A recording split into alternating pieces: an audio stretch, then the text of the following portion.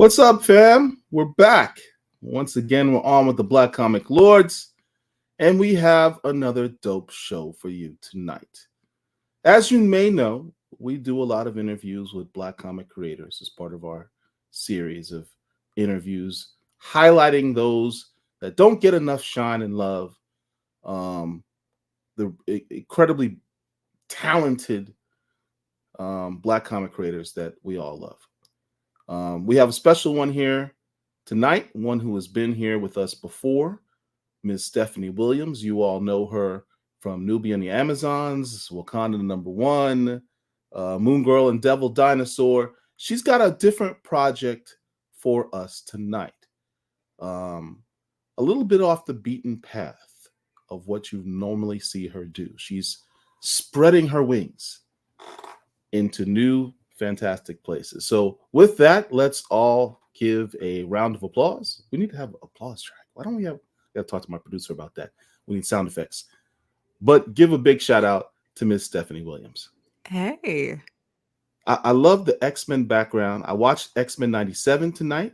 I have not seen it yet. In You haven't fact, seen it yet? I this won't give you spoilers. it's taboo. I haven't even watched. I think I'm 3 episodes behind for good reason. My Yeah. son and I have been watching it together, and he is just so busy as an 8-year-old. He has to find time in the schedule to watch it. So I'm waiting on him. I'm the same way with my daughter with Moon Girl and Devil Dinosaur. We have to watch it together. We're not allowed to watch it Mhm. separately. Yeah, So you have a new project for us.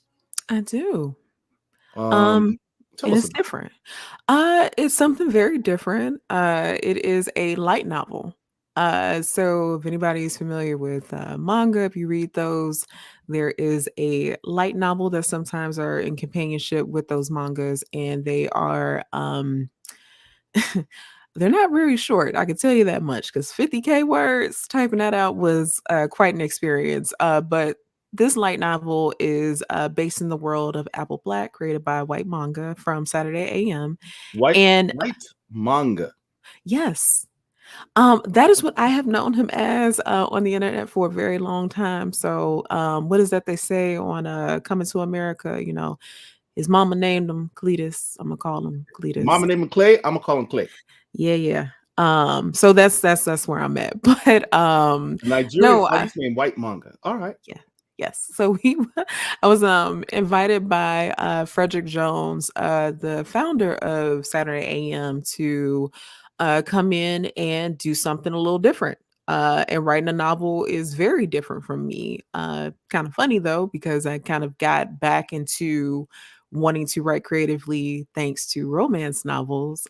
This is not that. So I don't know, maybe this is setting me up for that future of finally making a full circle moment and finally Right. writing that black romance novel. But anyway, Apple Black Origins is based on a character who is a sister to she is a sister, but also she is the sister to one of the one of the characters in the Apple Black manga. Her name is Willow, and she is a sister of Opal.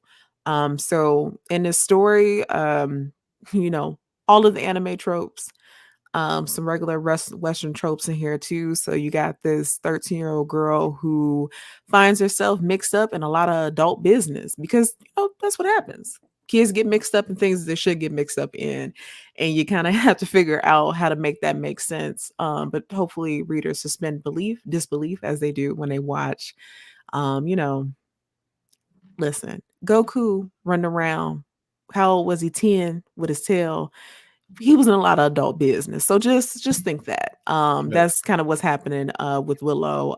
She finds herself kind of mixed up in a world of just adults that are messy, including her dad. So that is Miss Willow Wantmore. She has a golden wand that she uses. She And used the to tie, way tie her hair too, right? yeah, she uses the tie her hair too. So we love someone who can, you know, multi-purpose. You know, I'm always for something that can, you know, use for more than one thing.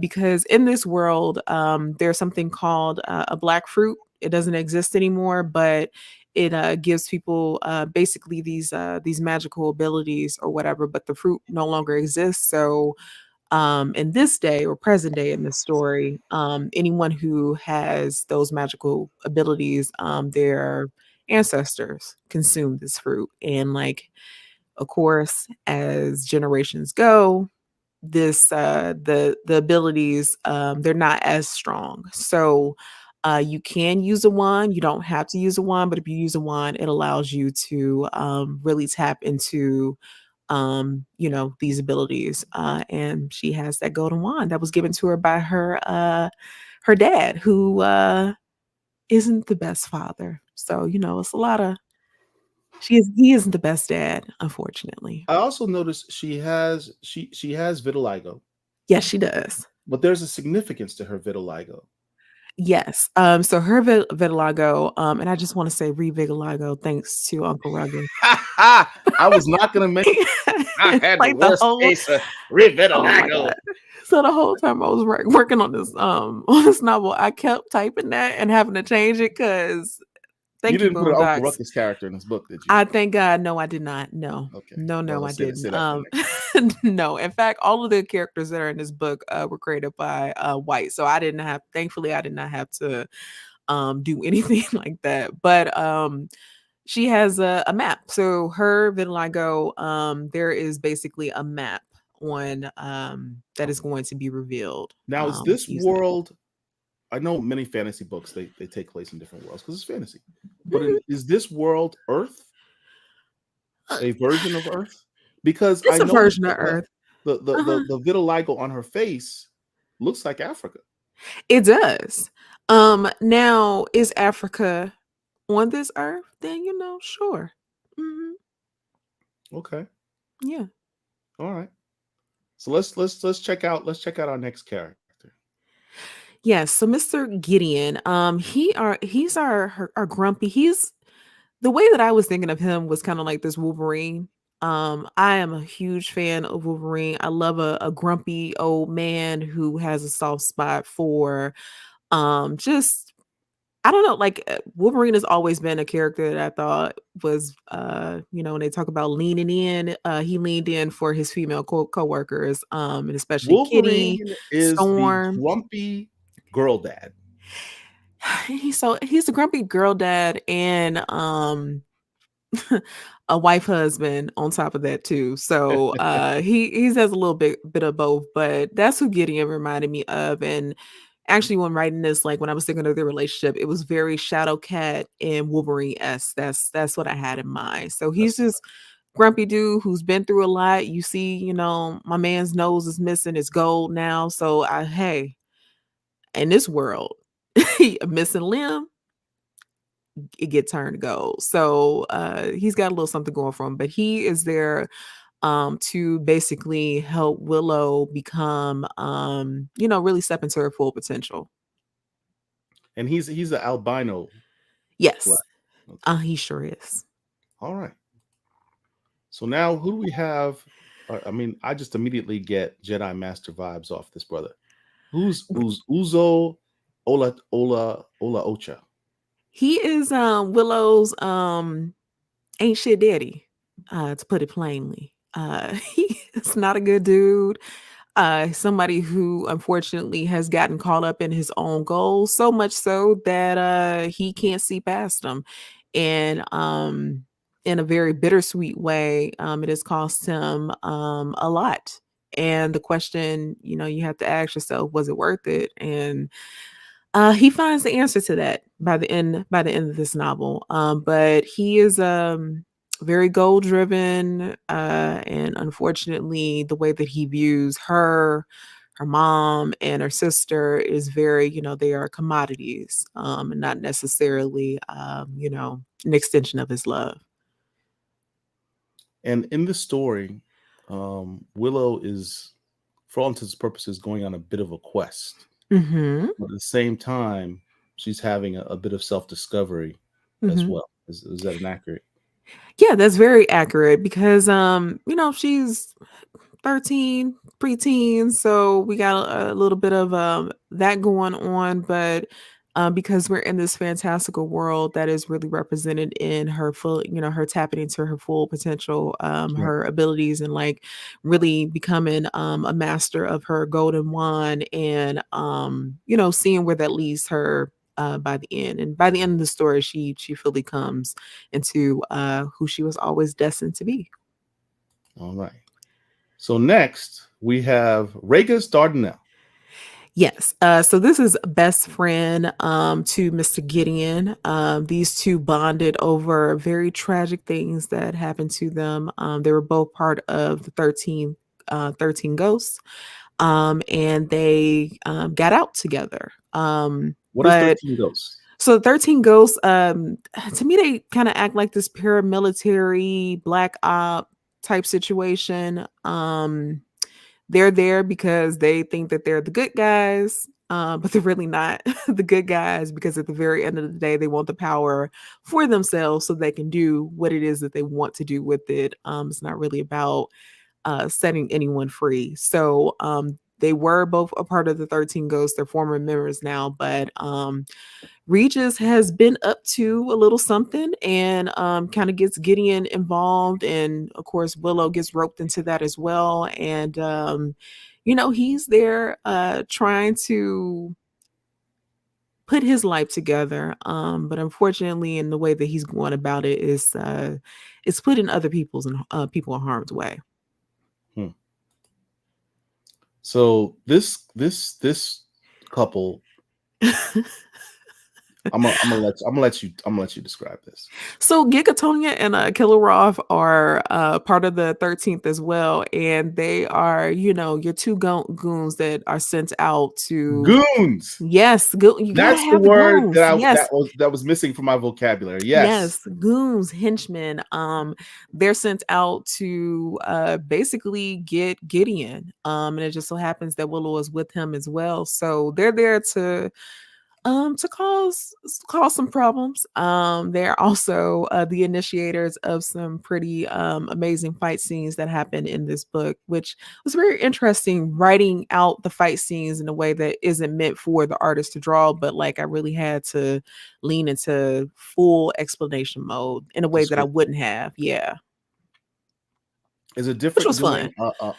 a fight scene that involves magic? Yes. I've had a little bit of experience with that. More recently now with My Little Pony, and it's funny.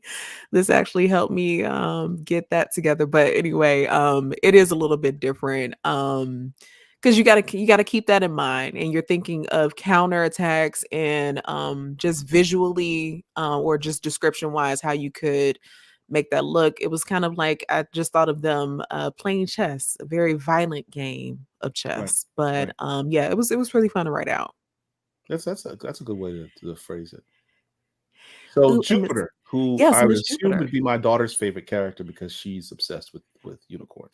Well, that's As she should be. And shout out to her for being obsessed with unicorns. yeah. Jupiter is there, and it's actually,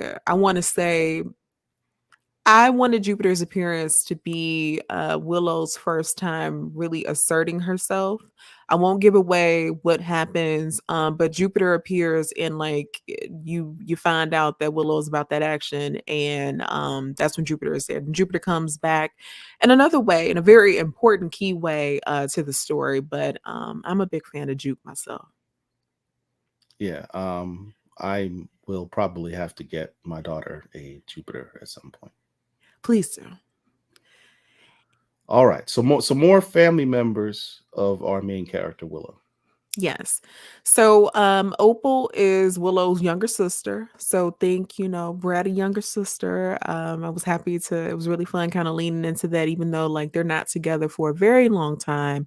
And then Miss Harlem Wantmore, when writing her, I just really hope that in the way that I wrote her, you understand where Willow gets her toughness from, where she gets her compassion from, and just this drive to want to make the world a better place, even at the tender age of 13.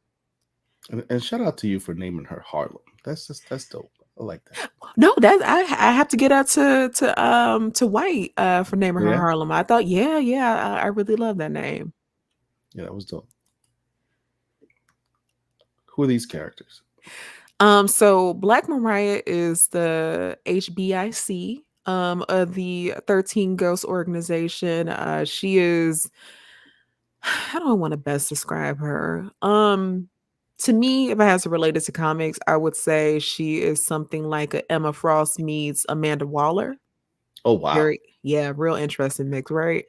That's the way I kind of came at writing her. And then Sergo is I don't want to give too much away about him, but he plays a very key and pivotal role in this story. But um he's a bad dude. Not bad meaning bad, but bad meaning good, or bad meaning bad? A little bit of both. Oh wow. Okay. So here's some of the art that's within this Yeah. book. I know it's a novel, but the artwork is spectacular. It is amazing, right? So with light novels, there's usually a page of art that accompanies each chapter, Yeah. which I really think is dope. I think of them like kind of like the cutscenes between video games, Right. which is really nice. So these are some of those pages that are included with the chapters. I mean, it's clearly influenced by anime, particularly the picture on Oh, the absolutely. yeah. That's fantastic. And then we see a little bit of a difference in Willow. Does We talked about her going through a journey of self-discovery, both in terms of her family history and the mission she's on, but also describing, the finding out who she is Mhm. within this world. Tell us more about. Uh, is this kind of an end result of that? Yes, what you're looking at is an end result of that. And kind of like her transformation again is both physical and also mental too. And you kind of see her like really step into her confidence. But she doesn't even start off as a character who is low on confidence, Right. which is always nice. It's nice to kind of have a character who's got it. They just need someone to really like fan that flame. And for her, she is able to fan that flame for herself, which I love a character that can do that. So what you're looking at right now is kind of her fully stepping into that. Cool. Cool. So, when's this book drop? This book drops June 25th. If they have not June changed the date on it, because at first I think it was coming out June 4th, if I'm not mistaken. But the last time I checked, it's June 25th. June 25th. And where can the fans cop this book? So you can get it, everybody's favorite go to. I'm sitting on the couch, they'll bring it to my door, Amazon. Amazon. You can also get it from Barnes and Noble, basically anywhere where you get your books. So if it's a small, black owned bookstore, go ahead and ask them to pre-order that to you, but you can get it anyone. And I see a question for age wise. For me, what I had in mind is middle grade and up. So Which my daughter's 12. She's in yes, seventh this grade. yes, she should be able. So yeah, This should be all right it will absolutely be all right. because this There is right up her is alley. yes, there's no mature content. This is written like a coming of age story. Okay. Okay. Well, I'm gonna have to send you. I'm gonna have to get this book. I'm gonna have to Yeah. send it to you, and I'm gonna have to have you sign it for her. No, you don't even have to do all that. I will sign it and then send it to you so we can, I save appreciate on posters and paper and all that. I'll definitely do that. my daughter would greatly appreciate it. This is right up her alley. She loves fantasy. I try to get her Yeah. into superheroes, but she loves fantasy. It's so funny. I never considered myself a fan of fantasy. And it wasn't until I worked on Nubia that I was like, oh, that's been a lie. You do like Right. fantasy. You just Right. like it when you are able to see yourself or there's a story that you can relate to. Because there's been other Exactly. fantasy stuff that I'm thinking about, like, oh wait, I actually do like that a lot. Yes. So Every fantasy piece I can find that has people she can identify with, I buy for her yeah. to And keep her reading. it's a lot of that out there, way more than what it was when I was younger. So Absolutely. I really love that that's available for her. My son, like, it's I don't know, it's really nice that they have an assortment of things to pick from, and they don't really have to, scrape the bottom of the barrel to be like, well, this character isn't really black, but they have some black tendencies, so there's the relatability there. So, what do you what do you have upcoming? So much, Paul. But of the things that I can talk about, like I mentioned earlier, My Little Pony, which I am very proud of. They brought me in to write a mini series, which I was surprised. I wrote two other My Little Pony stories. They were like one-offs. They asked me would I be interested in the series, and I said sure. And the reason why I'm really proud of this because those ponies almost broke me. Like superhero stuff, I did in my sleep. The ponies, I had to really sit there and dig deep. That begins, it's called Maritime Mysteries. It's starring Misty, who I guess is the black pony. Um, she, yeah, and that starts June 12th. What else do I have? I'll have to add that to the list because my daughter loves My Little Pony. Please, yes, She's got a please stack of My do. Little Pony comic books. I love that. Um, I think that's it for stuff that's been announced, but there are some things that are coming. I think will be announced for September stuff that comes out in September. So maybe what is that? July, June solicits.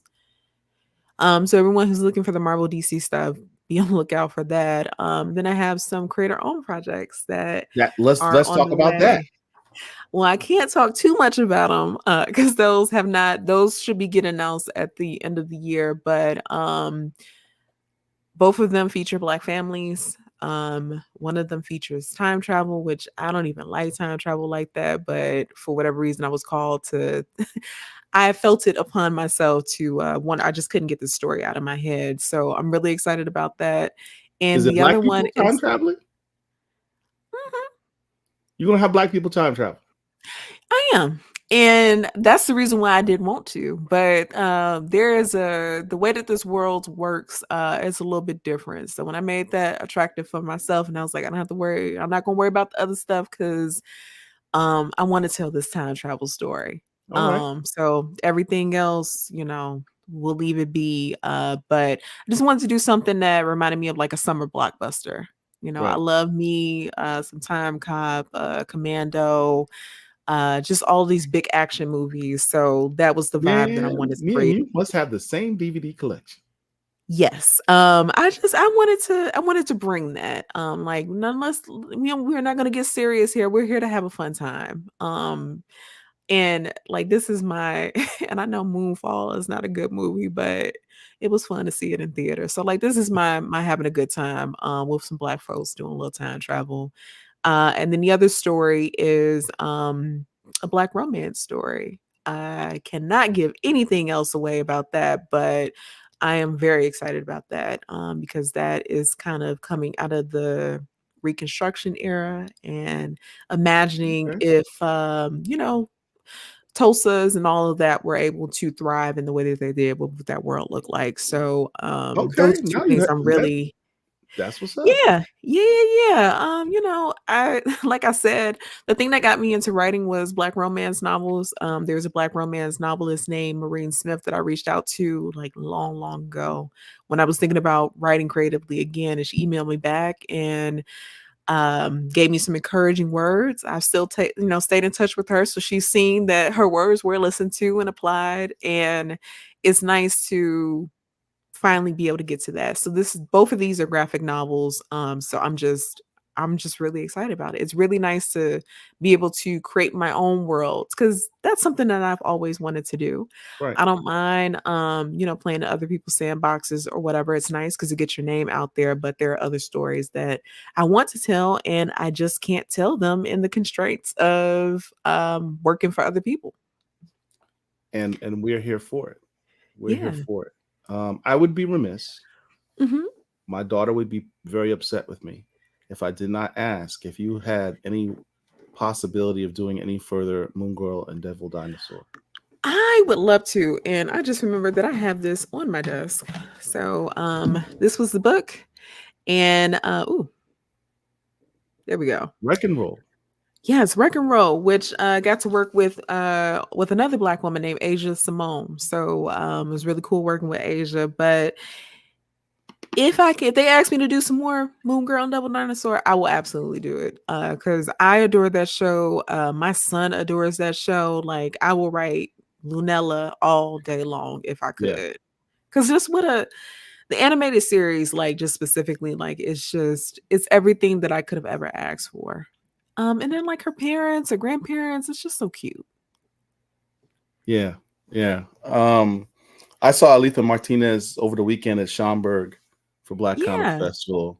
She had some original works of Moon Girl and Devil Dinosaur that she had done. Man, I was upset I didn't get those. I wish you would have. I didn't know they were there until after I left. And they were like, "Did you see that? Did you see the original art she had on the?" Of course, that's always what ends up happening. It always ends up happening. All right.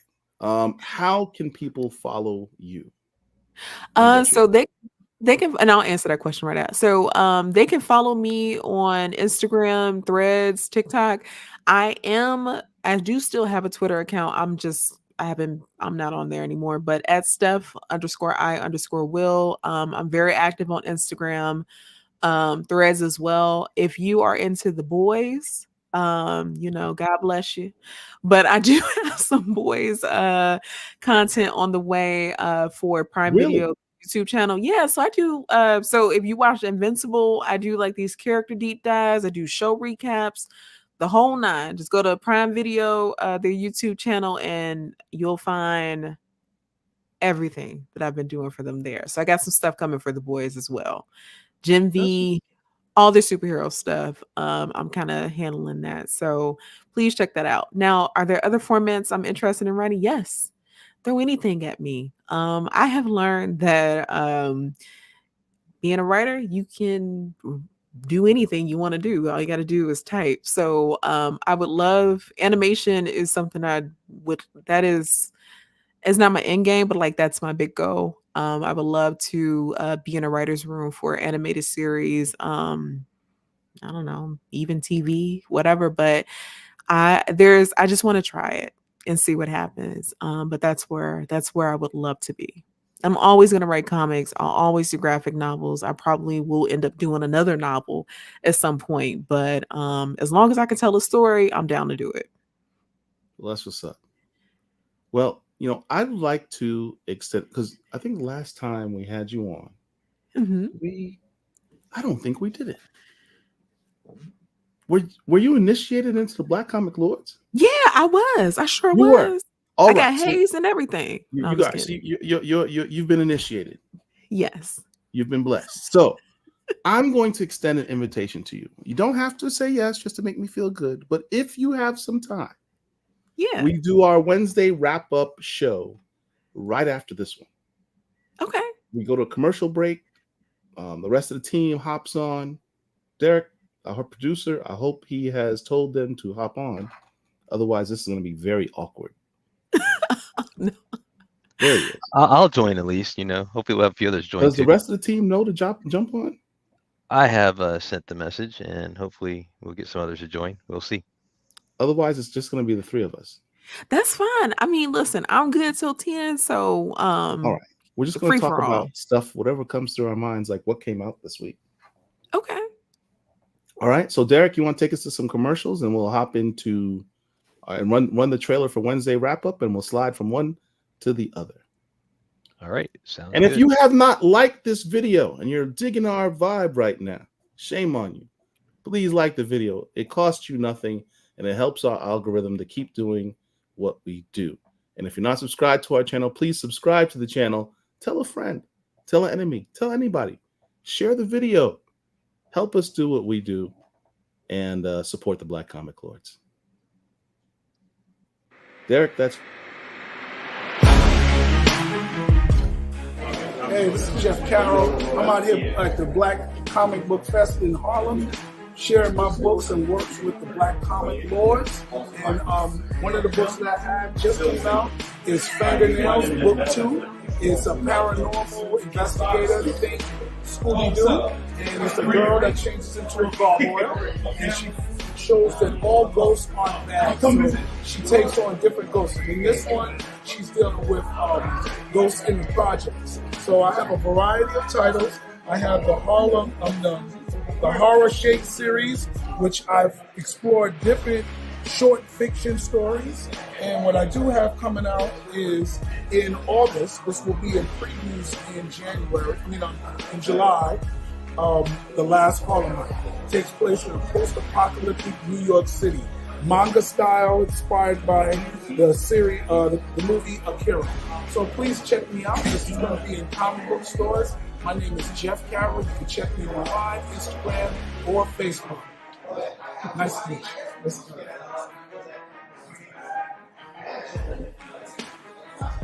Everything's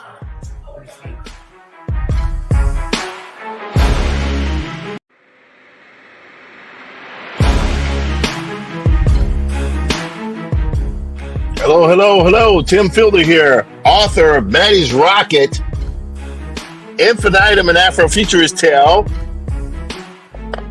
and the Graphic History of Hip Hop. I'm a visual Afrofuturist and graphic novelist. Buy my books. Go to Diesel Funk, at Diesel Funk on all social media handles. I need you to buy my books. Thank you, Black Comic Lords. Peace.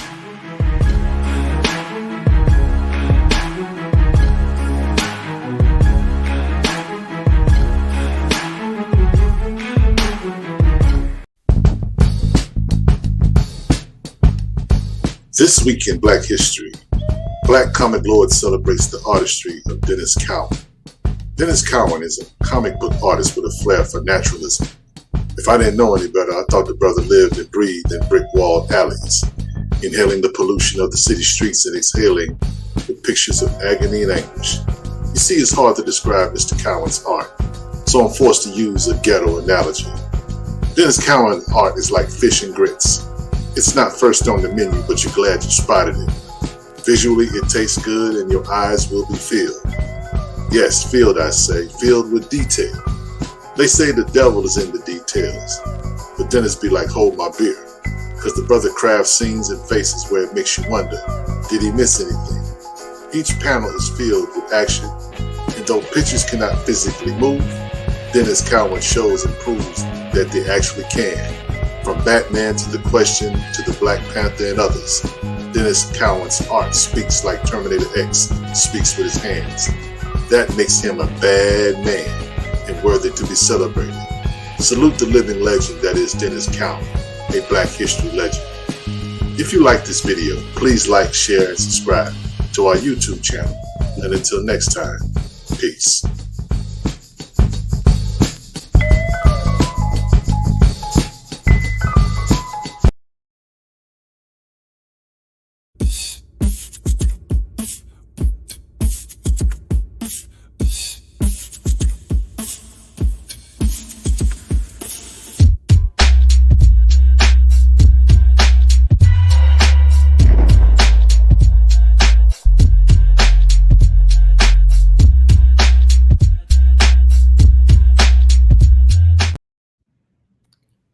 It's the Wednesday wrap-up show. We're very light tonight. Where is it? It's all good because we have a special guest. You know, screw everybody else. We have a better guest. We have Stephanie Williams in the house. How are you doing, Stephanie? I'm here. It's Wednesday. Unfortunately, earlier today I thought it was Tuesday, so that tells you how my week is going. I'm here. I'm surviving. And there he is himself, Mr. Richard Wright, the other Richard Wright. Our Richard. Hello. Hi. Good evening. Richard, we have Stephanie Williams in the house with us tonight. Yeah, I have to be good now. Yep, on the best behavior. You brought company. Do not make me have to pull out any disclaimers. I'm going to embarrass you tonight, so you might as well go and get ready. Please do. I have the good china out. Please do not embarrass me tonight in front of Stephanie. We letting it listen. We black folk, and I'm too old to change. Oh, here we go. Wade in the water. Let me get the disclaimers ready. We're about to bust out into Negro spirituals. Yeah, say I'm just here so I don't get fined. I mean, you know, I'm gonna try to behave. You know, Miss Stephanie Williams, how are you, Queen? I'm fine, and you don't have to behave at all. It's all right. Oh no, I have to because you know Trust he does. I Oh, won't hear okay. the So end maybe of it. not. I won't hear the end Okay. of it. You know, because I have these guys have a low opinion of me. That is So- not true. That is not true. So when I go around company, you know what I'm saying, they just like, you know, I'm like a little child, you know, don't touch nothing. keep your hand in your pocket. We do not have a low opinion of you, sir. We just know you very well. Anyway, so it's good. I'm glad you're here. You know, I'm an admirer of your work. Love your Nubia stuff for sure. Thank you. Thank you. You're most welcome. What up to the chat? Everybody else is here, so please like, share, and subscribe. And look, I'm sorry, I have to do this. I know we only 2 minutes in, but I have to do this. To my brethren in the chat, we can't run this on duct tape and prayers. Here we go. We need some of that coin in your pocket. So please, please, please, for the price of a comic book, support these young brothers and sisters trying to make something happen. Because I did a show on Sunday night and you Negroes were miserly. I didn't get one super chat. I was so embarrassed. We got to get this bread because the books that our dear sisters patent, they not free. No. We got to go in our pocket. Y'all want us to go to cons and want us to do this and do that, the other, but we need you. We need you. Please, please, please. Send a super chat. $1 here, $1 there. You know, no amount is small. But since I am a preacher, I am going to tell you, I want the money that folds, not jingles. Not jingles. Well, okay. Since you said it. Donation. It's a donation. I thought it was the trash. Don't be hitting on me.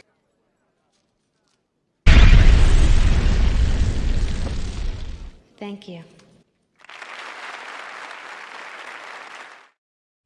Appreciate you, Bo Big. See, now, Miss Stephanie, I done done my little PSA. We can go back to your scheduling program. On with your show, Paul. Stephanie, did we mention that Rich is the minister? When you put Richard out on the corner. Oh, I could tell. I heard it. He gets his hustle on. Because I almost reached for my wallet and I'm on the show. Hey. Don't block your blessing. Anyway, so what we talking about tonight, y'all? I know some books came out. I mean, I was Stephanie Williams kind of just blew me away. You know, I had a question just following on the interview. Stephanie, you mentioned you do I guess some of the side content for The Boys and for some of the other shows. Mm-hmm. I was looking at it as you mentioned it. I was trying to find it. I couldn't find it myself. Where do I look on Amazon Prime to find it? So go directly to their YouTube channel. So it's Prime Video. It's on YouTube. Oh, okay, got it. Yeah. So okay. Right there. So their actual YouTube channel, and like either you go to Superhero Club, because that's what it's called. When I pitched it, I was on vacation. I didn't think they was gonna say yes. They did. I would have came up with a better name, but anyway, they said yes. So that's usually where I post a lot of my stuff. But sometimes I do like these meet the character things for other shows that are not superhero related. But like I do all the deep dives. So I did like a 27-minute Omni-Man deep dive, which. It took forever. Yes, I can imagine. Yeah. So another question for you: The Boys or Gen V? That was going to be my question. As far Gen V, I guess, because it's not based on the source material, and I did not have to inflict psychic damage on myself reading that book, that whole series again, which I'm gonna have to do again for season 4. But Gen V, because I just wasn't expecting that. And also Marie Moreau. I wasn't expecting them to have a Black woman character that did not make me say, what the hell are y'all doing? Yeah. So And such a even dope superpower set too. a Yes. very dope power Yes. set. Actually, I was really down for that. So Gen V for that reason, really honestly for her. And that's it. Everything else, man. I was just amazed. I was amazed at the casting, the Yeah. writing. I love her power set and how she has to try to work it out, figure out, what all it can do. But then I really started paying attention to her acting, and not just what she's saying, but her facial expression, her eyes, and how she Yes. uses that. If you just watch that alone, you can see some amazing stuff. Yeah, because she was on the Chilling Adventures of Sabrina, but she was playing the black best friend. So Right. it's nice to see her actually out there, in a leading role too. Taking Because center stage. yes, because an actress is supremely talented. So Yeah. Gen V. And rest in peace to our brother who passed. And yes. That made me sad on a whole nother level, man. Yeah, no, that was so unexpected. He'll had a bright future ahead of him. Yeah, and by the way, I agree with you. My choice would be Gen V too. So yeah, mine as well. Mine as well. Yeah. Although I love The Boys, Gen V was clearly a better show for me. Yeah, I don't know what they got. I have screeners for season 4. I haven't watched them yet. I need to because I got stuff to write, but I'll send up a flare because they have another they have a black woman that they're introducing in this, and she is definitely given super pick me energy, which I know is the purpose of her character, but I don't really want to see that. If you ever need guest hosts, we're available. And we're very cheap. Listen, I am always suggesting folks, especially when they let us do live stuff, but sometimes they let us do, but trust me, y'all are at the top of that docket. Thank you. Yeah, of course. Just throw the hat up in the air. We'll show up like the Avengers. Please. No folding chairs. No folding chairs. I can't speak for Richard. Richard's been known to throw a chair. I feel like Richard probably got one in his back pocket. Oh yeah. Yeah. With the holy oil in the back too. She does know you. I can figure like this. You make one-stop shop, and I can bless you, and then I can preach a film. It's all good. Oh, because if the oil don't take them out, the chair will. Yeah. Hey, something. Anyway, what came out today? What came out today? I haven't been to the shop, so I do not know. I do not have powers. You don't have what? I think X-Men was the thing. X-Men 97, which I have not watched the episode yet. Talk about it. No, I haven't watched it yet. Hopefully this weekend, if my 8-year-old can fit into his schedule, I guess we'll be watching it. Shout out to Bo DeMaio. I look, I understand there's a lot of controversy. I don't want to get into that, but damn, that dude put together a good ass show. He need a job. They've accomplished so much in just 8 episodes so far. Yeah, that's a lot of ground to cover. And he said the last 3 episodes were all fire. And I watched 8, but right before I got on this show, it was indeed fire. Wow. I mean, no spoilers because it just came out today, but Stephanie, are you waiting till the first season is complete? No, so I've seen everything up into. I haven't seen Life Death 2. I have. So was that episode 6? Okay, all right. Yeah. No, I'm not at all waiting. It's literally because my 8-year-old is just he's a busy man. So, and we started watching it together. I didn't think he was gonna want to watch X-Men 97, and then I think I was packing for a trip and I had it on, and he heard the music and he came in like he was an Avenger and flipped onto my bed. Wow. And I really got into it, and he was like, he just really loved it. He was asking me questions and saying like, hey, do I need to read the comics? I'm like, you do, but I'm not going to make you do that right now. I'll give you the Cliff Notes version of it. But what got me is that he was calling Jean Grey Gina. So he was like, because he kept saying like, Gina, like there's 2 Ginas. I'm like, who is Gina? He's like, Scott's wife. I was like, so there was the Bishop War College series that came out last year. written by Jay Holtham and drawn by my boy Sean Damian Hill, and they had the Black X-Men. Now that you've said Gina Gray, that's what her name should have been. They should have Well, called her Gina. because now what I want to write is the Martin parody of. So I already did Living Heroes, which is Living Oh, Single. God. So I want to do. Why didn't I ask you that question? When are we getting more of that? I probably honestly won't, because the artist Erin O'Neill Jones, she's doing her thing professionally and everything now. So am I. And then now that I am actually doing work for Marvel, if it ever happens, it would probably have to be at an official capacity. Okay. Look. And trust me, I've tried to pitch it that way several times. You did? Because oh yes, I'm always pitching. We had interviewed Angelique Roche, who's working on the Marvel Voices. And that Living Single segment would work so well in that book that Marvel's just not happening. Marvel be marveling. Yeah. That what Rich said. So, Gosh darn it.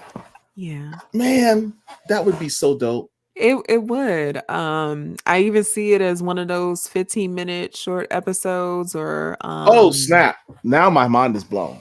Hell yeah. So you know what? I will never say never. Maybe I will go off somewhere else and make some other company or myself millions of dollars, and then they'll see the the bottom line and then circle back. So because it always seems to be the thing. You go make somebody else a bunch of money, then people always circle back to you. I gotta let my thoughts roll on this. We're gonna find you a Black indie property where you can do the same concept. Oh, I mean, I myself have been trying to do, well, not trying, I have been working on that same concept, but I want to pitch that as an animated thing for Adult Swim. So we'll see. That would work. Just wow. A living single, you don't, it doesn't have to be Marvel characters, just superheroes, the living single scenario, just living their lives. I would be all in on that. Absolutely. Off the clock. Yeah.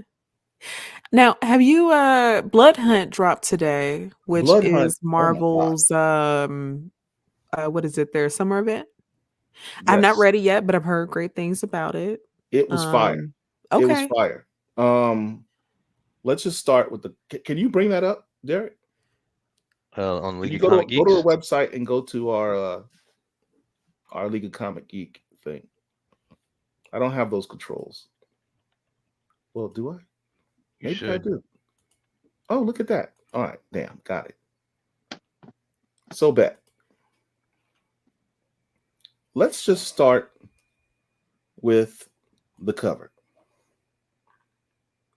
I got my 1, 2, 3, 4, 5 Black superheroes on the cover of a Marvel comic, thereby meeting the McDuffie rule. This is a Black book. It's got 5 Black superheroes in it.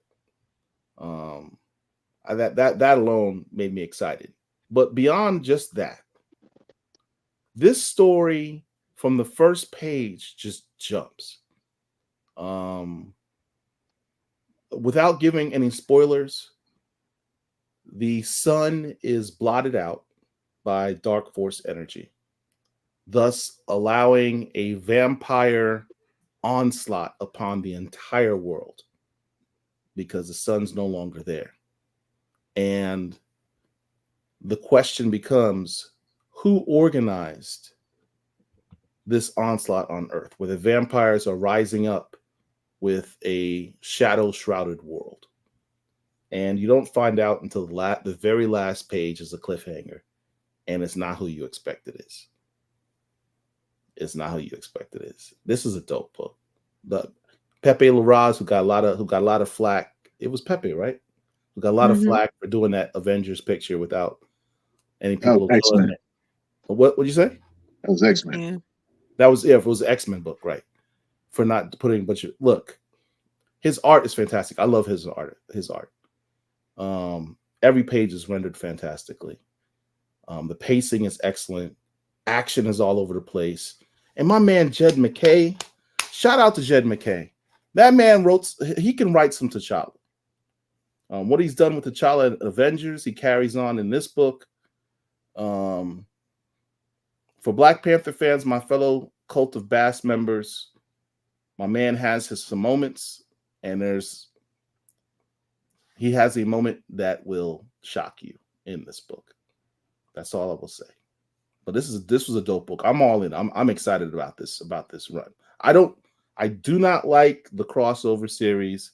They tend to be money grabs. This one's going to get my money based on what I read in this book, because this was actually damn good. Brought me back to my old Bendis days. That's high praise. Yeah, for real. It was dope. It was dope. Just a quick comment here. Jay the Blurred talking about Philadelphia recommendation, and got his local comic book dealer to sell them all 1 through 24. So you're on the way. I actually picked up another Philadelphia #1. Yes. Can't see it too well. So get them while you can. Yeah, Mr. Rodney Barnes. Mm-hmm. Amir says, I just literally finished reading this. What an ending. Yeah, it was a dope ending. I highly recommend Blood Hunt. What else came out this week? Let me pull up the page again here. Going back. Now the cover, I think everybody got this cover, right? Nah, man. You didn't get this cover, Rich? Why? Look at that, bro. You don't like the negative space pictures? Man, don't make me say it, bro. Come on, Please say it, Rich. Don't say it. No, you don't get to say it. What? What's wrong with it? You like sugar in your tea, don't you? Do I like sugar in my tea? What the? Is that a Bama-ism? You know I don't understand Bama. Yeah. I'm from Brooklyn. I know you're in the slow lane. Well, it's okay, Paul. I'm from Brooklyn, man. We don't speak like that. I know you don't. Man. What else is coming out? But no, I'm not getting that. I'm gonna get the Blood Hunt cover A's. I'll probably get the Midnight Suns book. The Black Panther book for sure. It's about Paul. Did you read the Red Band? Paul, did you read the Red Band version of Blood Hunt or the regular? No, I just read the regular one. Oh, okay, all right. I've ordered the Red Band one. I haven't got it yet though. Okay. Are you going to open it? That's the question. Well, it's in a poly bag, so that's my point. Yes, because poly bags deteriorate your comic over time, so you got to take it out. Go big, say Rich calling Blaze zesty. He is a little zesty. You know what I'm saying? Zesty. He is, bro. Look at that, man. Come on, man. Come on, man. Leave Blade alone. Blade look cool. Come on, man. Got the fro. He got the V working. You know, I understand they're trying to homage from the 70s and that kind of thing. Everybody had the V neckline in the 70s. We all know why, because they wanted to let people know that there was a black man there. There was a black person. So you got to show the extra skin to clearly identify this person is indeed black. It's not. When's the last time you had an afro? When's the last time I had an afro? Yes, sir. About 20 years ago. Yeah. It was just like that cover. That cover is 20 years late. Wow. Well, they gave him a little chest hair. Little chest hair? Yeah, they got a little chest hair. Yeah. They didn't put gold chains on him. You see, I can smell the brew from here. Oh wait, it's not a juice. Oh God. Brew by Fabergé. Hey, Paul, I know you can't see. You know he got a pack of Newports in his back pocket too. No, Cool Filter Kings. He got Cool Filter Kings. Cool. All right. Paul, let's see. Paul, I know you can't see the comments, but Amir is saying he got the cover. The ending looks different in the Red Band book. Oh, really? Definitely open it. Yeah. And then James, what's up, James? James says Red Band was fire. Perky said you got that taco meat. Yeah, man, you know. It's a little looser than that. It's kind of Euro me just I a mean, little look, bit. but you know, but to see now, I could just really roast that cover because I'm looking at him. He's not even standing up straight. He just kind of leaning. Got his tight jeans on. He fit in with the great Jordan. Those are clearly Lee. Those are Lee jeans. I'm not looking at them that close. Anyway, what else is coming out? All right. Let's see. Blowtorch, Pinpoint Aliens Passage by Comicsburg. Yeah. Independent. It's independent. We got to support our indies. We have your boy Flash. I'm not a Flash guy, but Absolute Power Free Comic Book Day.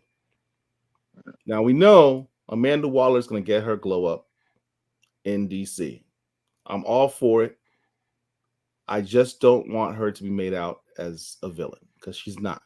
Man, she's a villain. I'm telling you, man. She's a villain. Paul, you better relay that to rest because I don't know why he just won't let that go. She a villain. That's what she is. If she's a villain, Nick Fury's a villain. She's not a villain. They work for She a patriot. She's gonna be a villain in this to the fullest extent of her power. She's trying to make She worked for it. Look, she worked for it. She had them. She had Superman, Batman, and Wonder Woman in chains. Marching them to they do be kind of wilding out. I mean, they do. I listen. Go all over the world and wreck shop and do cross borders and do whatever you like without some boundaries. That's why the Superhero Registration Act. That's it. Here's a question from the chat. How about Stephanie Williams writing an Amanda Waller series? That'd be dope. You know, if they ever said yes, I would. Trust me, y'all. Most of the stuff y'all ask, I have pitched. But you know, the powers that be. Is it really? Let me ask you a real question. I'll probably get in trouble, but I don't care anymore. I just came back from Schaumburg and spoke to a lot of creators. Is it truly as much nepotism in the editorial pools of the mainstream comics as it's reported to be? Like, you got to know somebody to get on. Don't answer that. Don't. If you feel uncomfortable, don't mess up your brain. I've been surprised you that we let him go that far. You could abstain. Nepotism in any industry that exists in a way, right? To believe that sometimes is not a factor would be foolish. There is always going to be a little of that in some kind of way. So again, that is why, you know, as a creative, you need to be very good at other things than just, unfortunately, just writing and drawing. Like, you need to know how to talk, how to advocate for yourself, and to do like you would at any workplace, right? you know what the game is. So play it accordingly. But in some of these places, you just kind of got to be smart. I'll put it that way. That was a very good answer. Yes. Diplomatic and good answer. Very diplomatic. Yes. Cause I've seen some things. Whenever my tell-all book comes out, then I'll lay it all out there. That'll be my New York Times. You gotta do that. Just go to Club Shake Shake. I thought that's what we're doing right now. Tragic. You know what? Where's my liquor at? Paul, there's a question from Mike. Is that the new Doctor Who's first appearance? Yeah, I believe so. Mm-hmm. All right. I don't. What number is this? That's the Free Comic Book Day book. Okay. These are all books coming out. This row is all except the last one are Free Comic Book Day books. Got a Marvel Voices book, which I'm bitter. Now that I look at it, I'm bitter at it because I know Stephanie has pitched the perfect story for it. It was rejected. I'm pissed off about that. I'm not gonna. Man, you know what? I'm gonna be honest. It is still corporate America. I'm gonna be trolling. I'm gonna be trolling Marvel about that now. I hope there's some new stories in it because I'm gonna roast them if it ain't. I don't think that it is. No, And that's not even no. me being shady. I don't really think There's only maybe- one new story with this Yeah. Spider-Man of India. See? Everything else, I think, is that's interesting. are retreads. Okay. But All to would your be credit, mine. Rich, this time they did not put Night Thrasher on the cover just to make you buy it. Oh, that's because he in a book that nobody cares about. Wow. It's a good reason, but, you know. Livewire is back in her own team, the Valiants. So that's cool. Shout out to Advent Comics. They got another issue coming out. Homeland Zero. I know nothing about that book. Oh, Rich. Incredible Hulk. Did you buy this? Did you buy this Incredible Hulk issue 12? I have it on my pull list, bro. Oh, that's what's up. So you actually do listen to me on occasion? When I have to, yeah. Finally. Now we have to. Yeah, so this had some good Dr. Voodoo scenes in it. Mm-hmm. It takes place at Strange Academy. So yeah, it was cool. It was cool. King Spawn has a change in his status quo, from what I understand. A message from someone he thought long dead. I don't know what that means, but y'all read Spawn. I can't read the blasphemy, so I don't read it. Oh wow. Anyway, King Spawn is out. It's not sacrilegious like it. Spawn is actually a lot different than it was. I would say, I guess, back in the day. It's a little bit. It's not sacrilegious. Not to that point. So my fingers won't burn when I pick up the cover anymore. No, it's not going to do that to you. All right. Paul, can we go back? Can we go back to the Advent Comics? Was it the Homeland? Homeland, yes. Can we just look at the solicit for that one? Let's take a look at it.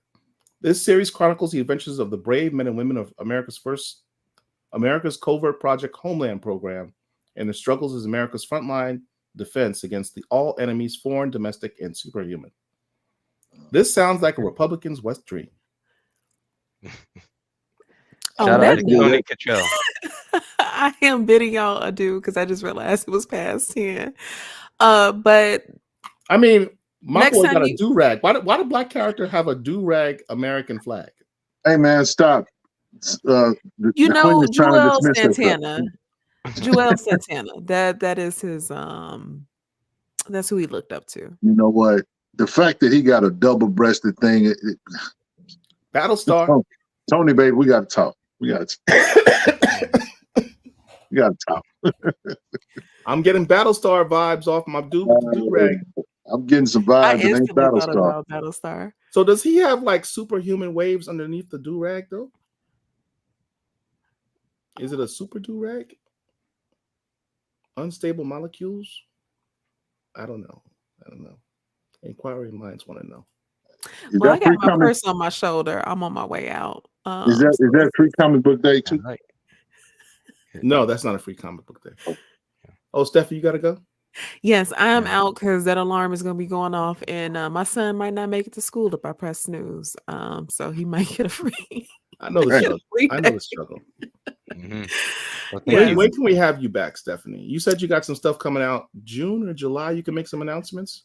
I have some stuff in June, but I would much rather wait until the creator-owned stuff is out because I really want to talk about that. But I do have some Marvel and DC stuff related stuff that'll be out, I think, in September. So we want all your stuff. So okay. Whenever July, June, July, August, yeah. I am always working. That is the Chicago in me. I'm never not without a job. So that's what's yes. But I would love to come back on, and then I please have Rich on when I come on, just because. It was a pleasure meeting you, sir. Because yes, I love your energy. But appreciate you. Yes. Glad to meet you. And please, don't take this guy serious. Who, me? Please don't take him serious. He's a handful. I am. Well, I actually am a handful. Anyway, thank you for coming. Tell your son we said hi. And we'll see you next time. All right. Bye, y'all. All right. Thank you very much. I will send you my address for the book. Please do. Do not forget. And I'll send her some extra stuff too. I'll send it to you on. I'll DM you on Twitter. No, Instagram. No? Instagram. All right. Yes. I'll DM you on Instagram. All right. Okay. Bye. Thank you. Thank you. Take care. Take care. Bye-bye. Kayla the Wanderer. Stephanie is a writer. Yes. Yes, a very good writer. Please look up her Okay. works. Is this a spoiler? What's up What's with that up with that Philadelphia Philadelphia spin-off spinoff character? character? I did not read Philadelphia today. There's no Philadelphia didn't come out today. Well, okay. Well, I would explain it. Okay. Now there's a lot of crossovers happening in Philadelphia right now. Well, I mean, there's the Nita Halls, the Blackula stuff that's coming, the Savage Dragon stuff, Spawn stuff, but I mean, yeah. Let us. Which character are you talking about? There's so many in Philadelphia right now. Okay. Yeah, Stephanie. She's from Chicago, but living elsewhere right now. Okay. Salute. You want me to finish? Let me finish going through the books of the week here. Actually, one question. Huh? Is Jay the Blurred being serious about a kid version About of the Spawn? kid version of Spawn comics. I've never seen them. If I mean, I have a number of Spawn books. So I've just got about every title, but I haven't had any Spawn kid books. There was a book that Spawn did. It was Spawn Kills Everyone. It's kind of written like it might be for kids or whatever, but Spawn's not a kid book. Mm-mm. But And the manifesto says I've never heard there's of a that. book coming out, a character from Philadelphia. What's the name of the book? I don't know if we've heard about it yet. So let us, keep us in the know. All right, Paul. So picked up Philadelphia. Anthony Davis says picked up Philadelphia volumes 1 and 2 because of this show. Good stuff. Salute. Mm-hmm. Let me finish going through this list here. Where were we? Nightwing. So the only reason this is, besides obviously there's a sister on the cover, apparently this is the origin of this sister called Pirate Queen. So I heard somebody on a podcast roast that book. was it terrible? I only put it here because she was on there, and it's apparently her origin. It was. It's one of those things. Is like they kind of shoehorned her into the book. Yeah. So this Star Trek Sons of Star Trek. The first is she a new character? Is Pirate Queen a new character?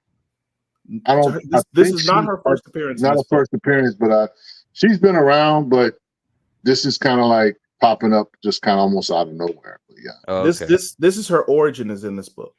Okay, because I know there's an was it Bad Idea had a book called Pirate Queen, but I know it's completely not related. But I thought it was interesting. Apparently, this is Dick Grayson's ex Boo Boo. Yeah. Okay. He likes chocolate. Well, among other things. So Sons of Star Trek. If you're a Star Trek fan, this is a dope series because it kind of draws upon all the different various versions of Star Trek over the years, the different shows and movies, and puts various characters in the same book. That's issue 2. That's issue 2. The first issue was actually really good. I read it. Moon Knight number 5. This is a lead into Blood Hunt number 1. What happens towards the end of this book directly leads into the beginning of Blood Hunt number 1. Have you already read that one, Paul? Huh? Have you already read that one, The Moon Knight?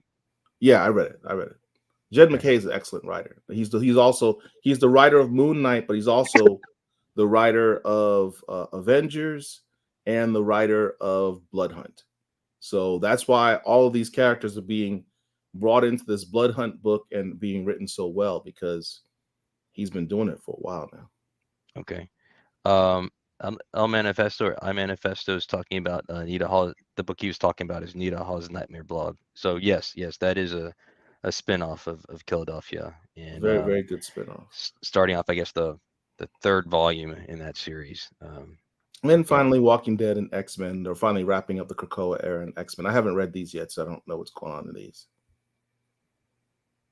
So those are our books of the week. All right. Have you had a chance to read anything yet, Rich?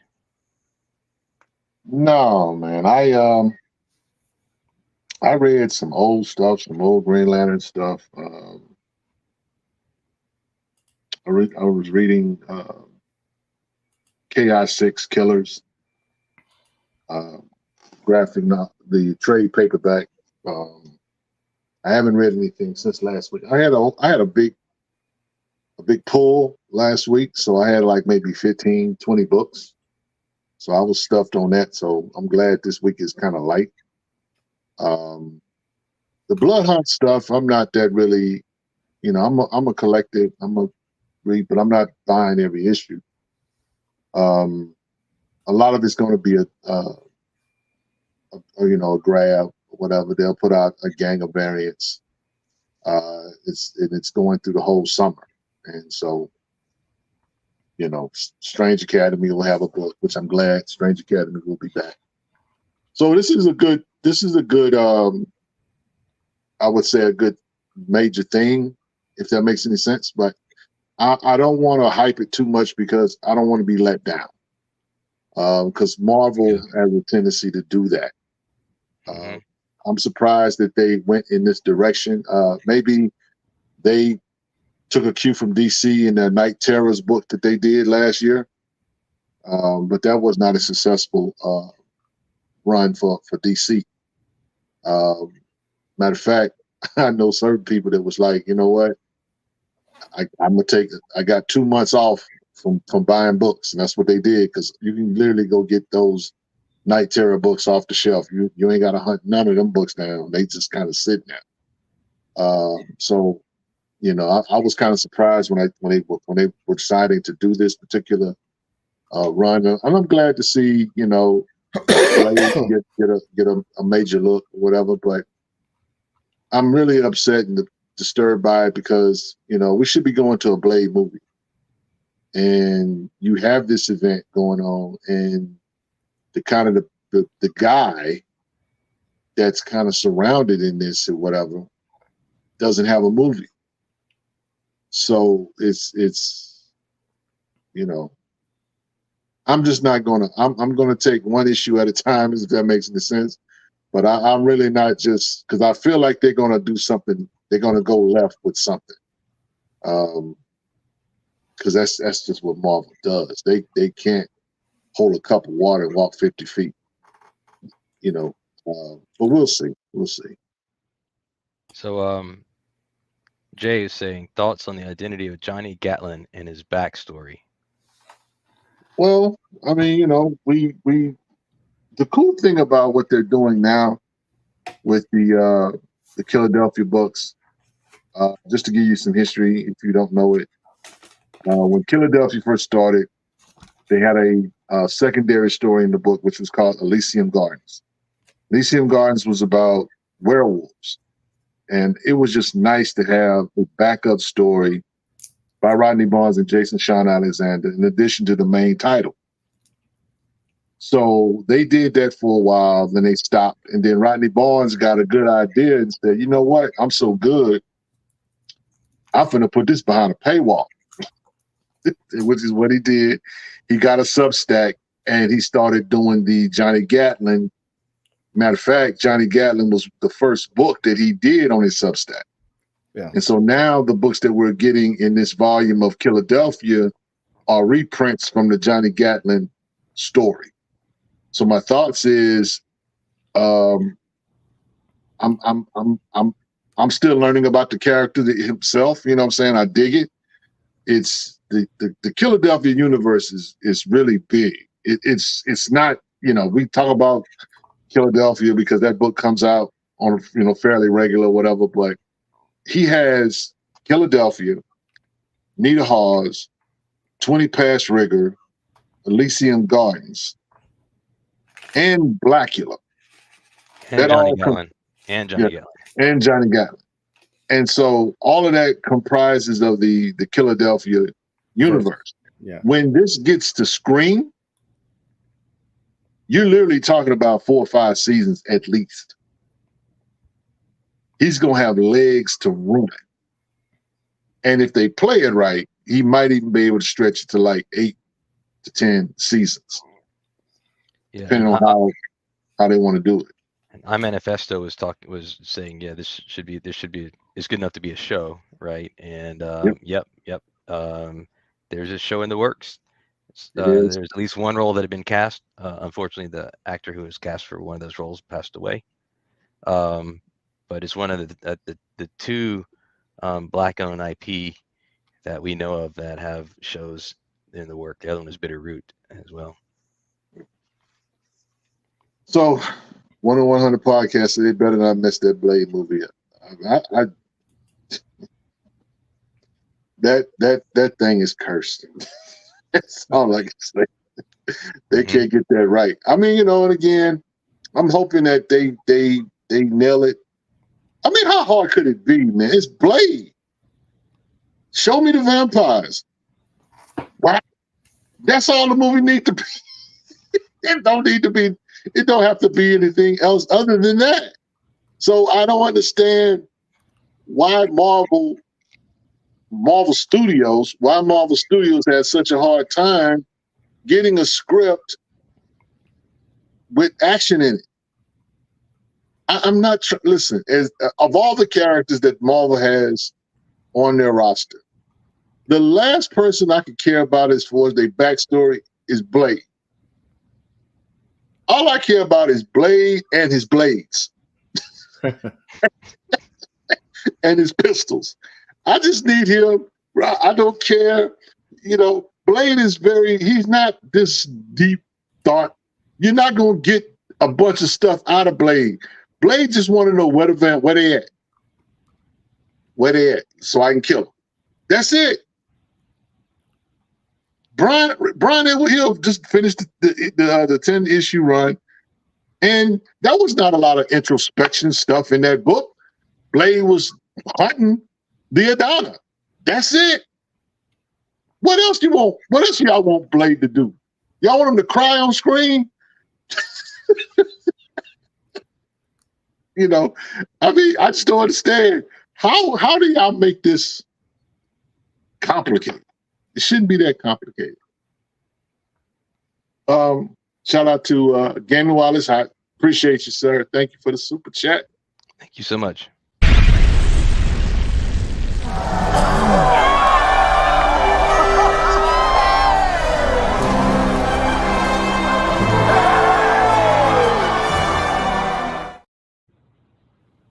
So it says, I think they would do a good Blade film. Their current track record minus X-Men 97 is making us nervous. Look, it used to be in Feige we trust. Now it's hell no. But the MCU, it is what it is. I tell you what, did you guys see the last trailer for the Wolverine Deadpool movie? Yeah. Yes. Okay, here's a question. Now, they initially were pumping this up as Deadpool 3, right? Right. So with this actually not being technically, I guess you could say it's Deadpool 3. But the credit on the movie is Deadpool and Wolverine. Right. Which means that Wolverine gets a what's the guy's name? Hugh Jackman. Hugh Jackman. Hugh Jackman's got a big payday coming, along with Ryan Reynolds. He's probably splitting. So my question is, and because when they released this trailer, it had all the cussing in it and that kind of thing, and that doesn't bother me at all. It's because it's Deadpool. You're going to get that. But I just thought it was interesting that they're really doing this with the two of them, because you really don't get all of that in the comics, even with them in it. So my question is, do you think this is enough to make $1 billion? Because I honestly don't think it is. I don't think it's know gonna make if it. movies will make $1 billion anymore in general. Yeah. People have gotten used to streaming services. People have 4K televisions now, big 4K televisions, and home theaters. Why you spent all that money getting a 75-inch, OLED 4K, 8K television, right? And you got the surround sound in your house. You can microwave some popcorn. Why would you spend, $100 taking your family to the movies when you can just stream it at home if you wait a few months? Yep. Or just go ahead and stream it for $20 and make it a movie night. You can barbecue some wings or whatever it is you want. You can still have that kind of experience. So, again, my thought is, okay, they putting a lot of chips in the middle of the table because this is the only Marvel movie this year. The only one. And so it's like, okay, we gonna do this, but I just don't think, and that's no shade to Ryan Reynolds, but I just don't think that it's gonna be enough. I like Hugh Jackman as Wolverine or whatever, but dude is old. Dude is old. Let's not act like he can do the same thing he did when he first showed up in X-Men. How long that's been? About 20 years? 24 years. X-Men came out in 2000. Was it like 7 years past Old Man Logan at least? Pretty much. So I'm like, okay, y'all doing this. Let's see how it goes. I think the nostalgia will be cool, but I don't think nostalgia is enough to carry this movie. And I'm not saying that I'm going to go to the theater just like everybody else and go watch it, go enjoy it, buy a big tub of popcorn and a gallon of soda, and nerd out. But I just don't know if it's enough to really carry the $1 billion mark. I think Marvel's out of that. Is that the mark of success now? Does a movie have to make $1 billion to be considered successful? No, it doesn't. But I don't know what the budget is for this movie, but generally speaking, I think that you need to be able to at least do 3 times the amount it cost you to make a film for it to be considered successful. Because you got to think about the promotional cost and all of that goes with it. Right. So, I don't know. What I do know is that they haven't sniffed $1 billion in a minute. And I know people are talking about the Barbie movie, but that's a different franchise. You never had anything out there. You haven't had anything in a long while for ladies. And here's the other thing too. When think about this for a second. When The Little Mermaid hit streaming and when it went, did it go to the theaters? Mm-hmm. That was a yawn. But nobody tripping on that. Because again, I think that you can only do so much with a legacy character. Sorry, Chloe. Like you, but you know how this goes. And when Barbie, on the other hand, it's been an institution since all of us were children. And that's what little girls collect. So it makes sense that would make $1 billion just on GP. You haven't had that for ladies. Multi-generational nostalgia. It's the difference between nostalgia versus multi-generational.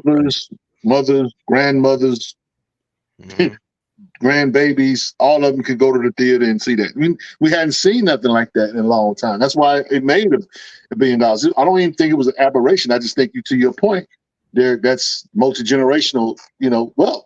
Now with Marvel, you don't really have that. I think what Marvel is trying to do is create that, but you can't. You can't because you really alienated a lot of your fan base. You've alienated them.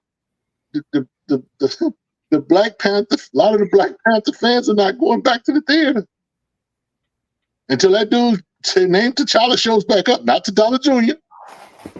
Not TJ. They not going to the theater. They wait for streaming. Let's see, I'm trying to think. I did go see the Marvels, and I enjoyed it. Now, Did you guys hear that there was a Photon movie a Photon show that was supposed to be in the works that they canceled? Canceled. Yep.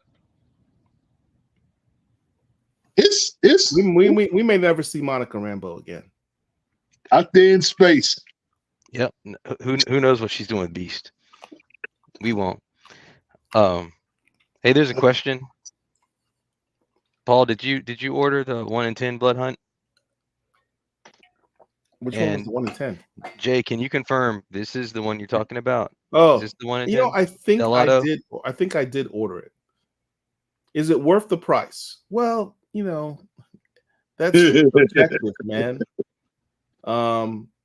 Anything's worth what you're willing to pay and how much you want it.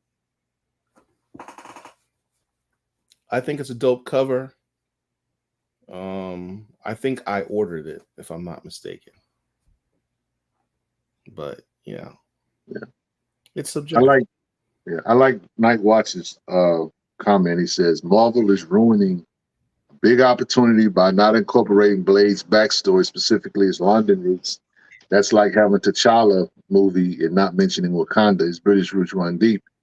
And again, we're not sure what kind of story they're trying to tell. Because again, that's the story that I'm interested in. What are they telling, the origin story? We don't know nothing about this movie. And I think that's all that tells you enough to know that this movie in the process has been a hot mess. They could lean into that. That would make sense.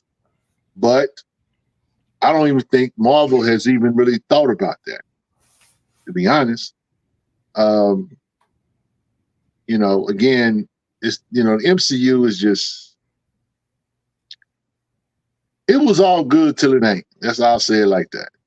We had a good 10-year run with the MCU that was just flawless. And maybe Paul, maybe the glass slipper and turn back into a pumpkin. Maybe we done. And it's time for something else to come up. Because here's the funny thing. We've got IPs like G.I. Joe, Transformers, who are working together through Void Rivals and that whole Energon universe. They're going to probably do something on the big screen with those two products. Well, the last Transformers movie included G.I. Joe at the end. Yeah. So you got that. You got that out. Those two IPs that are doing some amazing things. Why is this kept? A lot of stuff like the Fallout stuff that came from I guess the gaming aspect. Mm-hmm. We'll see more of that kind of stuff, more of that kind of content. Because there's a lot of stuff that we don't even cover because we're Black Comic Lords. But when you think about the scope of what's out here, whatever, it's a lot, man. Marvel is a small. It's not. I ain't gonna say it's small. It's shrinking. I'll say it like that. It's shrinking. The interest in it is shrinking, and again, they really screwed the pooch with Black Panther. I hate saying it. I just, that movie keeps haunting us. Because think about it. That closed out. Didn't that close out Phase 4? You don't want to get me started. That was the closing movie of Phase 4. All right. Now I don't need the chat talking about how this topic is the Black Panther comic lords again. Yeah, I will remain silent. Night Watch will be the first one to bring that up. All right. Shout out to my man. What style is Styles serious here tonight? He here. Yes, he is. He'll say that it was all we were doing so good. But anyway, let's get away from that. I have a question. So speaking of Black Panther. Okay. Okay, hold on. Got a new piece of original Let me give art. you some spotlight. Okay. Is that Larry Stroman? That's what Larry Stroman did for you? See, this is how I know Rich is a true comic head. And this is how I know Larry Stroman is a brilliant top artist. Yeah, that's because dope. Richard could just look at the art and immediately say, that's Larry Stroman's art. Yes, indeed. This is original art that I got from Larry Stroman this weekend at the Black Comic Book Festival at the Schomburg in Harlem. Okay. Which, by the way, for those of you who did not attend, you should have. I know a lot of people went to C2E2 instead this weekend. Chicago, stand up. And I understand it. I mean, you got to secure the bag or what have you, but Schomburg was a thing, man. It was I'm still processing, honestly, because a lot of stuff happened this weekend. Some of it I've shared with my fellow lords here, but a lot of stuff happened this weekend, man. And I'm trying to figure out how best I can share it with everyone. I got a lot of books. Met a lot of people. There was a moment on Sunday, which I think Philip Thompson has shared, where several artists got together at Bulletproof Comics in Brooklyn. And the history of that place, the 30-year history of that place is significant. The owner, Hank Kwan, put together this comic book shop in the heart of Brooklyn, very close to where I used to live, honestly, just blocks away. My neighborhood, for all intents and purposes. And it became a haven for young Black youth trying to escape, at the time, a lot of gang violence that was taking place in Brooklyn. It was its own Switzerland, you know. People would come into the store, and that was a safe place. People knew not to mess with people there. There's not a single really noteworthy, big-time comic book creator who comes to New York and doesn't stop by Bulletproof. It's a thing. It may not be the biggest store, but it doesn't have to be. Its importance is way bigger than that. I think it's the best and most important store for our culture, Black comic collecting culture. Definitely. I think it's without a question the most important Black comic store or comic book store for Black comic collectors and creators in New York. Okay, that's what's up. If you don't mind, I wanted to share a couple, just videos I took over the weekend of people's reactions to Schomburg. Give me a sec. This is from my Google thing, so I haven't really put it all together. I'll scroll through some of the pictures so you can see them as I get to the videos. It's me and John Jennings, Greg Alisi, David Crownson, TJ Sterling, lots of lectures, great seminars. Tim Fielder did an excellent presentation.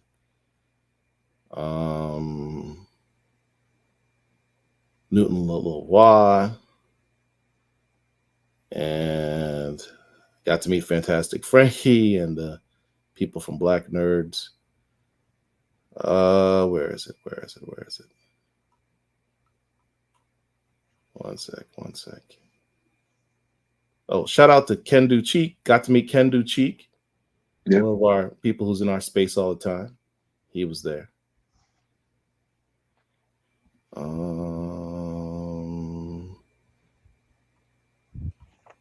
Cosplay.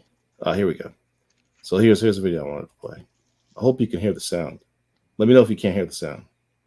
Tim Fielder, how was the Black Comic Festival here in Harlem, New York?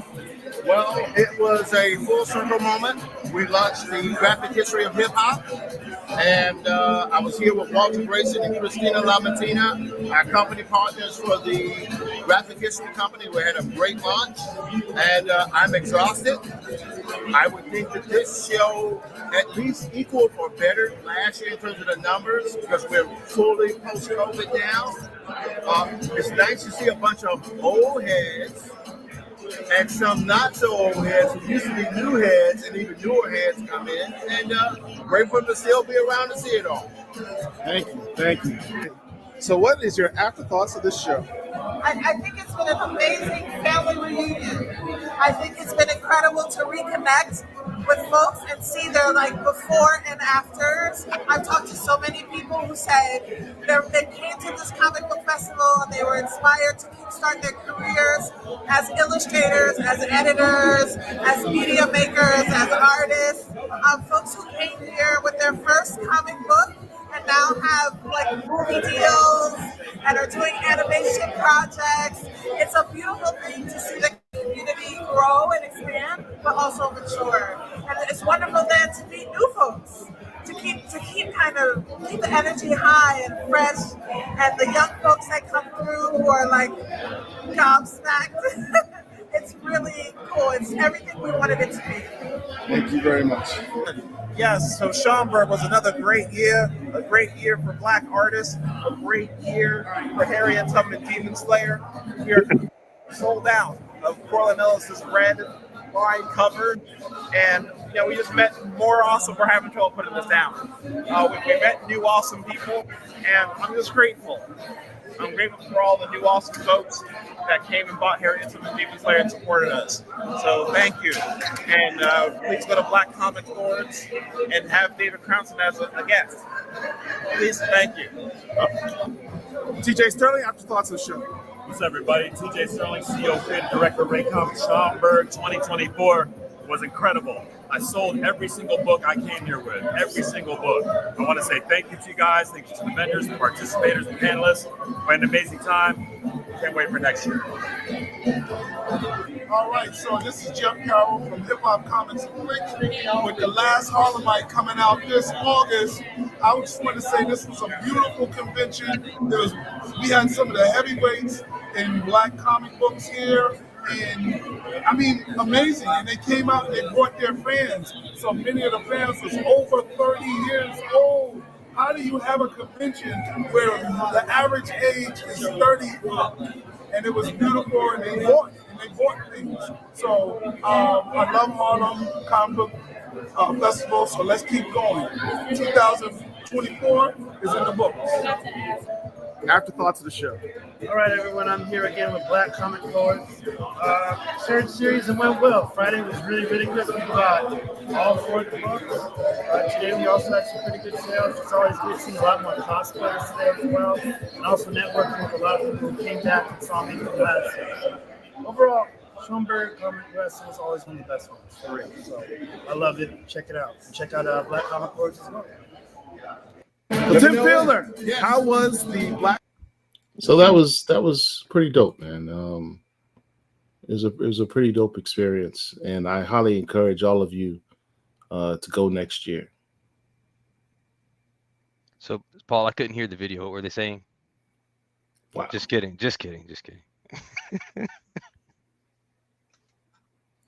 I'm gonna compile all this stuff and somehow nice. put it up on the site so you guys can get a better idea of what happened there, because it was pretty significant. Yeah, that was nice. It looked like a great time. I hate that I missed it. And it is what it is. We need to wrap this up, guys, so we got things to do. Yeah. So, do you mind if I show one thing? I don't know if I've ever shared this before, Paul. It's an X-Men book that I have. It's not super valuable. Okay. But it's the all new X-Men #1, right? And it's can't see it too well. Can't see it with your background. There you go. Put myself in the picture a little bit more. So it's the Caseta cover. okay. It's a sketch cover, like 1 in 150. But the cool thing about it is it's signed by Stan Lee. And I always hope that it's also the first appearance of Triage. So I really? always, yes. So I always hoped that they would make more out of Triage, but they didn't. They haven't yet. So Triage showed up recently. Where? She showed up somewhere. Sorry, Tempest and Triage. Sorry. Yeah. Didn't she have a cameo in the X-Men '97 cartoon? Mm-mm. Oh, you mean the original? No, the X-Men '97 cartoon. Didn't she? Well, Triage is a he. Christopher Muse is his name. Oh, but then there's Tempest, who's a woman. yeah. And Tempest is Edie Okonkwo. They renamed her Tempest. well, this is a different one. This is Tempus, Tempus. She Yeah, can stop time. Tempo. Well, the new X-Men book that I think that Eve Ewing's is it? It's not Eve Ewing. It is Eve Ewing. She's doing the new X-Men book. Well, Edie Okonkwo is in one of the new X-Men books, and they renamed her Tempest. I think it is. You sure it ain't Tempo? Robert Patterson saying Tempo. I'm thinking no, it's Tempo. Tempo is a completely different character. That's the one who controls time. Okay. Temper. Okay. Pericles Temper. I think it's Temper. Okay. I hope they can do something with some of the lesser characters too. Yeah. That'll be nice. All right. Well, thank you all for watching. I'll try and get the stuff from the Schomburg up when I can. What else do we have coming up, Derek? Let's see. Apparently, I gotta get David Cronson on the show. Yeah, he called me out and said, called you out in a major way. Yeah, quite a few people that I ran into at the Schomburg this weekend that we're gonna bring on the show. It's gonna take some time, so just be patient. Yeah. So we haven't talked about this a lot as much lately as we did maybe a few months ago, but hey. Make sure if there's a book or series you really care about, especially those Black Indies, make sure you're pre-ordering them. For the Black Indies, if they're available, through Diamond, then it's very important that you pre-order, especially. And it's always good to always have comics on your pull list because that is your vote. So. All right. Well. Yeah. Oh yeah. Just a few other points. So. We do have a Black Indies page on our website. So if you are a Black Indie creator, send us your URL, send us your logo. We'll put it up on the page so that anybody who's coming to our website might learn about you from the website. So please do that. And then one other thing, Paul had a very nice interview a few weeks back on Black Panther T'Challa Declassified. So be sure to check that out. And we have a final super chat. And I see that Spock Jenkins gave us a super chat. Thank you so much, Spock. Excuse me. Thank you very much, Spock Jenkins. Cool name too, by the way. Thank you. Yes. From the Jenkins boys. Yeah, Eddie Murphy reference, right? Let's go.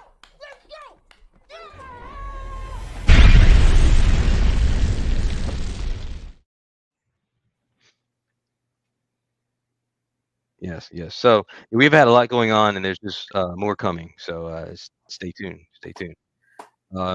Anything else, Paul, Rich?